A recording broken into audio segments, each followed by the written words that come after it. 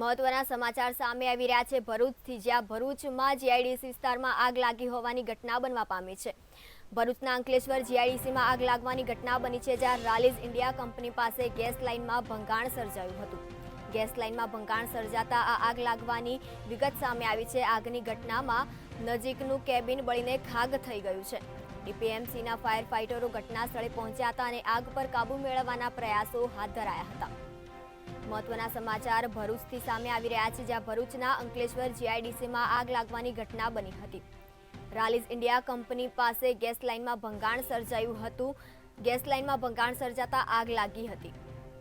આગની ઘટનામાં નજીકનું કેબિન બળીને ખાક થઈ જતા ડીપીએમસીના ફાયર ફાઇટરો ઘટના સ્થળે પહોંચ્યા હતા અને આગ પર કાબુ મેળવવાના પ્રયાસો હાથ ધરવામાં આવ્યા હતા। ભરૂચથી આ સમાચાર સામે આવી રહ્યા છે, જ્યાં અંકલેશ્વર જીઆઈડીસીમાં આગ લાગવાની ઘટના બની છે। રાલીઝ ઇન્ડિયા કંપની પાસે ગેટ લાઇનમાં ભંગાણ સર્જાતા આગ લાગવાની ઘટના બની હતી, જ્યાં આગની ઘટનામાં નજીકનું કેબિન બળીને ખાક થઈ ગયું હતું। ડીપીએમસીના ફાયર ફાઇટરો ઘટના સ્થળે પહોંચીને આગ પર કાબુ મેળવવાના પ્રયત્નો હાથ ધર્યા છે। મહત્વના સમાચાર સામે આવી રહ્યા છે ભરૂચથી, જ્યાં અંકલેશ્વર જીઆઈડીસીમાં આગ લાગવાની ઘટના બની છે।